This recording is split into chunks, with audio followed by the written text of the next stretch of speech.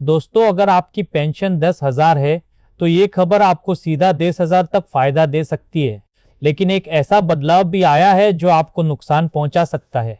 नमस्कार, मैं रजत शर्मा आप सभी पेंशन धारकों के लिए इस समय एक बेहद महत्वपूर्ण और बड़ी खबर लेकर उपस्थित हुआ हूं। पेंशन बढ़ोतरी को लेकर अब एक नया और अहम अपडेट सामने आया है, जो निश्चित रूप से आप सभी के लिए राहत देने वाली खबर साबित हो सकता है। जी हाँ दोस्तों, अगर हम पहली बड़ी खबर की बात करें तो ईपीएफओ पेंशन से जुड़ा एक बड़ा और सकारात्मक संकेत सामने आया है। इसके तहत अब आपकी पीएफ की न्यूनतम पेंशन में बढ़ोतरी होने की संभावना जताई जा रही है। तो आइए विस्तार से समझते हैं कि आखिर यह बढ़ोतरी कितनी हो सकती है, क्योंकि जो पेंशन धारक पीएफ के अंतर्गत आते हैं या ईपीएफओ से जुड़े हुए हैं, उनके लिए यह खबर किसी बड़ी खुशखबरी से कम नहीं है। ऐसे संकेत मिल रहे हैं कि अब न्यूनतम पेंशन में इजाफा किया जा सकता है, लेकिन सबसे बड़ा सवाल यही है कि यह बढ़ोतरी आखिर कितनी होगी, यह कब से लागू होगी और इसका फायदा किन किन लोगों तक पहुंचेगा। इन सभी जरूरी सवालों पर आज हम इस वीडियो में विस्तार से चर्चा करेंगे। इसके साथ ही हम एक और बड़ी अपडेट पर भी ध्यान देंगे, जहां रिटायरमेंट से जुड़ी एक अहम खबर सामने आई है। जी हाँ दोस्तों, ईपीएस नपस पेंशन धारकों के लिए साल 2026 के नए नियमों में हायर पेंशन से जुड़ा एक महत्वपूर्ण क्लॉज हटा दिया गया है। ऐसे में कर्मचारी भविष्य निधि संगठन यानी ईपीएफओ ने इस पर क्या स्पष्टीकरण दिया है और इसका असर कर्मचारियों पर किस तरह पड़ेगा, यह समझना बेहद जरूरी है। यानी जो लोग रिटायरमेंट के करीब हैं या रिटायर हो चुके हैं, उनके लिए यह बदलाव एक बड़ा असर डाल सकता है।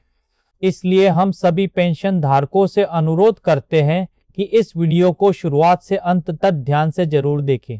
और यदि आप हमारे चैनल पर नए हैं तो चैनल को सब्सक्राइब करें, वीडियो को लाइक करें और इसे अपने पेंशन धारक दोस्तों, परिवारजनों और जानने वालों तक जरूर शेयर करें। अब बिना किसी देरी के पहली बड़ी खबर की ओर बढ़ते हैं, जहां ईपीएफओ की तरफ से एक अहम अपडेट सामने आया है और पीएफ पेंशन धारकों के लिए इसे एक राहत भरी खबर के रूप में देखा जा रहा है। यह संकेत मिल रहे हैं कि अब न्यूनतम पेंशन में बढ़ोतरी की जा सकती है, लेकिन यह बढ़ोतरी कितनी होगी, ये कब से लागू होगी और किन लोगों को इसका लाभ मिलेगा, इन सभी पहलुओं को समझना जरूरी है। दरअसल कर्मचारी भविष्य निधि संगठन यानी ईपीएफओ के पेंशन धारक लंबे समय से पेंशन बढ़ाने की मांग कर रहे थे।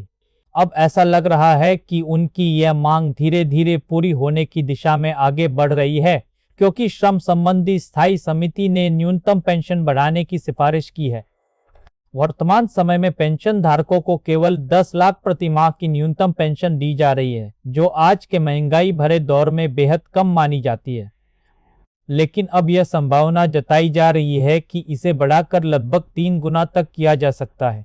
समिति ने अपनी रिपोर्ट में साफ तौर पर कहा है कि वर्तमान में दी जा रही 1000 की पेंशन आज के समय के हिसाब से न तो पर्याप्त है और न ही सम्मानजनक जीवन के लिए उपयुक्त है।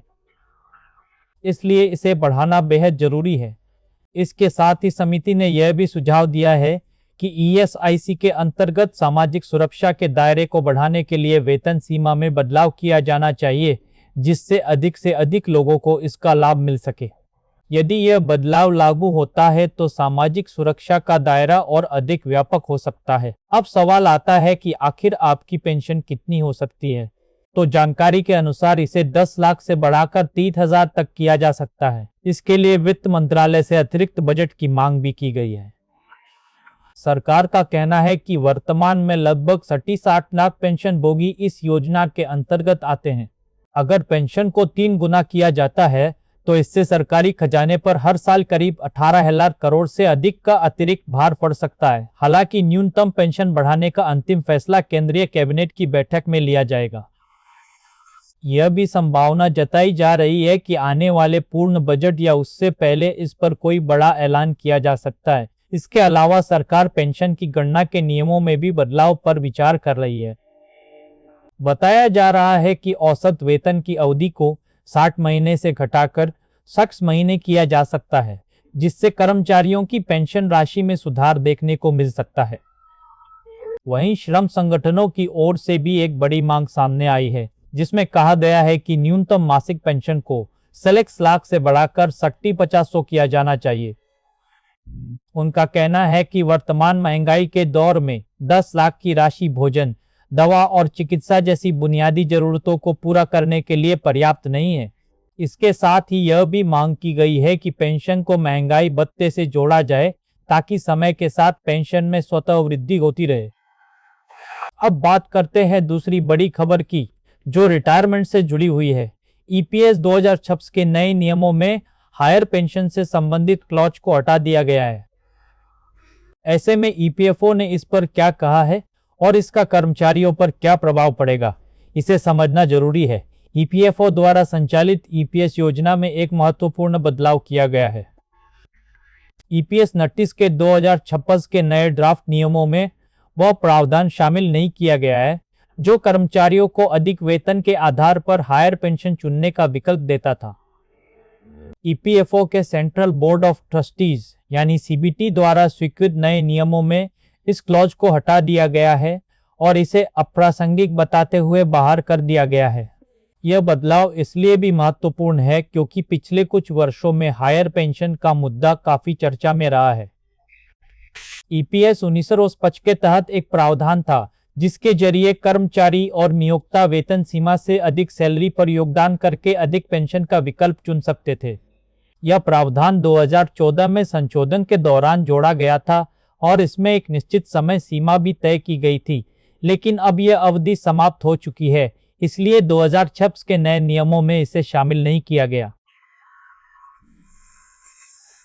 हालांकि इस मामले में विवाद तब बढ़ा जब कई कर्मचारियों ने शिकायत की कि उन्हें इस विकल्प का लाभ नहीं मिल पाया।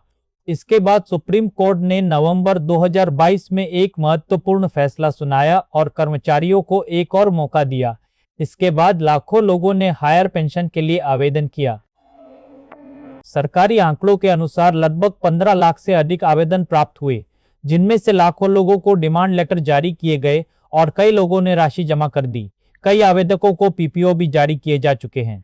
इससे यह साफ होता है कि हायर पेंशन को लेकर लोगों में काफी रुचि थी। हालांकि भविष्य में इस विकल्प को लेकर क्या फैसला लिया जाएगा, यह अभी पूरी तरह स्पष्ट नहीं है। कुल मिलाकर यह एक बड़ा और ताजा अपडेट है। एक तरफ पेंशन बढ़ने की उम्मीद है और दूसरी तरफ हायर पेंशन को लेकर अनिश्चितता बनी हुई है। अगर आप भी पेंशन धारक हैं तो इस जानकारी को जरूर शेयर करें और ऐसे ही अपडेट्स के लिए चैनल को सब्सक्राइब करना ना भूलें।